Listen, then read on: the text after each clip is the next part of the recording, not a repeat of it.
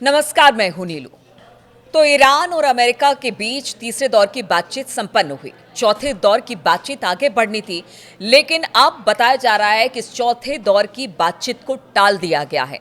अब ये कब होगा किसी को कोई पता नहीं, कोई तारीख नहीं दी गई है, यानी आगे कब होगा अनिश्चित काल के लिए इसे टाल दिया गया है। अब इसके पीछे की वजह आप समझिए, और इसके पीछे की वजह को तलाशने की कोशिश भी लोग कर रहे हैं कि क्या ये समझौता होगा भी या नहीं होगा। बातचीत करने के लिए मयंक मेरे साथ जुड़े हुए हैं। मयंक, 3 दौर की बातचीत लगा कि हाँ ठीक है, इस पर कुछ ना कुछ एक राय बनेगी, कुछ समझौता होगा, कुछ इसके निष्कर्ष निकलकर सामने आएंगे। लेकिन चौथे दौर की बातचीत से पहले जो तारीख को टाला गया है, अभी तक तारीख नहीं रखी गई है, इसके पीछे की वजह आप क्या देख रहे हैं? क्या इसके पीछे देखिए, हो मैं सकता है? अपनी इस बातचीत की शुरुआत जो है वो खामेनेई जो है सुप्रीम लीडर, इनकी एक बात से करना चाहूँगा।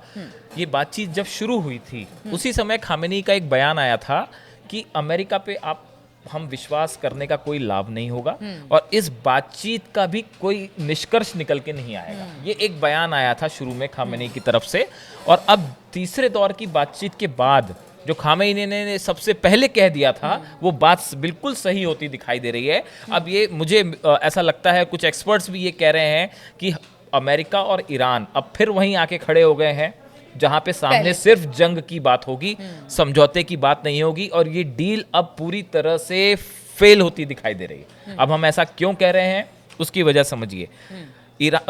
अमेरिका के जो विदेश मंत्री हैं मार्को रूबियो, इनकी तरफ से एक बयान आया है और उन्होंने 3 शर्त रख दी हैं। एक प्रकार से माना जा रहा है कि ये बातचीत के लिए जो है उन्होंने टेबल पे अब खुल के अमेरिका ने 3 बातें रख दी हैं। और वो क्या बातचीत है? पहली बात वो कह रहे हैं, Iran must abandon it's uranium enrichment activities. America कह रहा है कि ईरान को अपनी यूरेनियम एनरिचमेंट कार्यक्रम को पूरी तरह से रोकना पड़ेगा। दूसरा वो ये कह रहा है कि लॉन्ग रेंज मिसाइल का जो डेवलपमेंट ईरान कर रहा है इसको भी रोकना पड़ेगा। ये बात पहले दिन से ईरान कह रहा है कि हम जो है वो लॉन्ग रेंज मिसाइल पे किसी तरह की बात ही नहीं करेंगे। अमेरिका ने पहले लॉन्ग रेंज मिसाइल को लेकर अमेरिका ने पहले कुछ नहीं कहा, लेकिन अब ये बात निकल के सामने आ जा रही है कि वो लॉन्ग रेंज मिसाइल कार्यक्रम भी रुकवाना चाहता है। तीसरी बात, अमेरिका ये चाह रहा है कि अमेरिकन इंस्पेक्टर्स जो हैं वो ईरान में जाएं और वहाँ की न्यूक्लियर फैसिलिटीज़ की जांच करें। ईरान को ये मंजूर नहीं है। ईरान ये कह रहा है कि सिर्फ IAEA जो है, इंटरनेशनल एजेंसी जो है, एटॉमिक एनर्जी एजेंसी जो है, वही जांच करेगी, हमारी न्यूक्लियर फैसिलिटी की अमेरिका नहीं करेगा।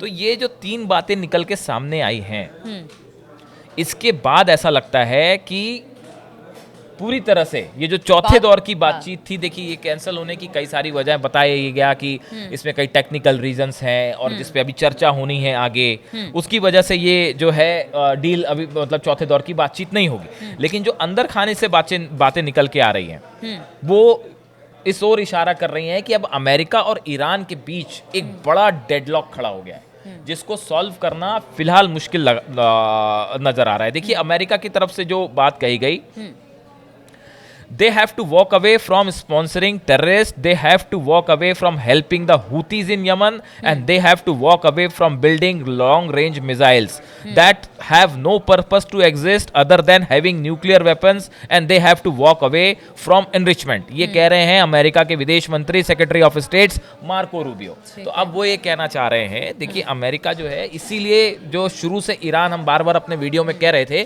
कि खामेनेई जो है वो बड़ा फूक के हर कदम रख रहे हैं। और अब्बास अराक्ची जो विदेश मंत्री हैं वो भी इस पूरे मामले में बड़े सधे नपे तुले अंदाज में कदम उठाए जा रहे थे। और शुरू से ईरान के एक्सपर्ट्स ये कह रहे थे कि अमेरिका की बातों पे ज़्यादा विश्वास नहीं किया जा सकता, और वो इसीलिए क्योंकि ये शर्तें अमेरिका ने एक बार सामने रख दी है। ये सिचुएशन कुछ वैसे ही है जैसे नेतन्याहू ने जो है बंधकों की रिहाई के लिए और सीज फायर के लिए कुछ ऐसी शर्तें लगा दी थी जो कि मंजूरी नहीं थी। नतीजा क्या हुआ? सीज फायर खत्म हो गया। तो अब ये जो शर्तें सामने आई हैं, देखिए ईरान का कहना ऐसा है कि भाई हमको अपने सिविल प्रोग्राम के लिए यूरेनियम एनरिचमेंट कार्यक्रम हम शुरू रखेंगे, हम अपना जारी रखेंगे, हम उससे अपनी सिविल जो न्यूक्लियर एनर्जी है वो बनाना चाहते हैं। अमेरिका का कहना ऐसा है साहब कि आप अपना प्रोग्राम बंद कर दीजिए, आपको यूरेनियम बाहर से आयात करना पड़ेगा, इंपोर्ट करना पड़ेगा अपने सिविल प्रोग्राम के लिए। ईरान को ये मंजूर नहीं है। ईरान कह रहा भाई हम एक सॉवरेन कंट्री हैं, हम एक आज़ाद देश हैं, हम एक संप्रभु देश हैं और हमको अपना एनरिचमेंट प्रोग्राम, हम उससे बम नहीं बनाएंगे। आप आके आईएए उस पर इंस्पेक्शन कर ले, हम उससे उतना ही यूरेनियम एनरिचमेंट करेंगे जितना कि 3.67% जिसकी जरूरत होती है सिविल न्यूक्लियर प्रोग्राम के लिए। लेकिन अमेरिका जो है उसका कहना ऐसा है साहब हम किसी तरह का आपको एनरिचमेंट का प्रोग्राम करने ही नहीं देंगे, एनरिचमेंट करने ही नहीं देंगे। ये एक ऐसी चीज है जिसको लेके जो डेडलॉक खड़ा है वो आज भी वहीं पर है, वो वही है जहां से शुरू हुआ था। हाँ। अब्बास अराक्ची ने जो चौथे दौर की बातचीत पोस्टपोन हुई है, इनको देखिए, इसको लेके अब्बास अराक्ची जो ईरान के विदेश मंत्री हैं, उन्होंने कहा है on Iran part there is no change in our determination to secure a negotiated solution.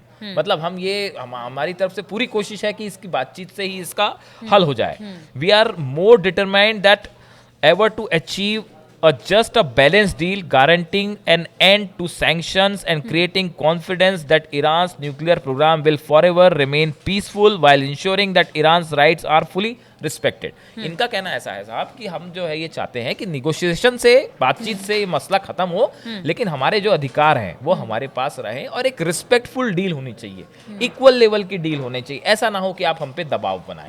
लेकिन अब ये जो इनरिचमेंट को लेके जो प्रोग्राम, जो बातें सामने आ गई हैं, अब इसमें देखिए मिसाइल वाला अमेरिका की शर्त एक प्रकार से आ गई है कि उनका कहना ऐसा है कि लॉन्ग रेंज मिसाइल भी आपको खत्म करनी पड़ेगी। अब आपको यही चीज गजा में भी हुआ था। अगर इजराइल से बातचीत हो रही थी, हर समय बातचीत को लेकर जो सीज फायर बीच में हुआ कि उसमें कुछ ना कुछ एक क्लॉज लगा दे रहे थे बार बार, इसीलिए वहां पर बात डिरेल हो गई, बातचीत आगे बढ़ी।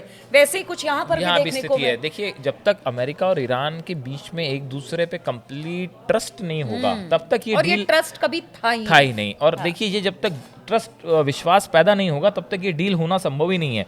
अब देखिए, डोनाल्ड ट्रंप की तरफ से एक बयान आया है जिसका आप जिक्र कर रही थी मेरे से, any country or person who buys any amount of oil or petrochemicals from Iran will be subject to immediate secondary sanctions. बिल्कुल। अगर ट्रंप का कहना ऐसा है कि अगर किसी ने भी ईरान से कोई ऑयल खरीदा या पेट्रोकेमिकल खरीदा तो हम उसके ऊपर जो है सेकेंडरी सैंक्शंस लगा देंगे। और यही चीज चीन के साथ भी हो रहा है, क्योंकि चीन सबसे ज्यादा, अगर उन्होंने ये आदेश भी दिया है कि जितने all purchases of Iran oil and petrochemical products must cease immediately. उन्होंने कहा है कि ईरान की तरफ से जितना व्यापार हो रहा है उस सब पे रोक लगा दीजिए, प्रतिबंध लगा दीजिए। देखिए, ईरान जो है वो 1.7 million barrels per day crude oil जो है वो प्रोड्यूस कर रहा है। और इसमें से गौर करने वाली बात है कि 80% जो इनके शिपमेंट्स होते हैं वो चाइना जाते हैं प्राइवेट रिफाइनरीज में।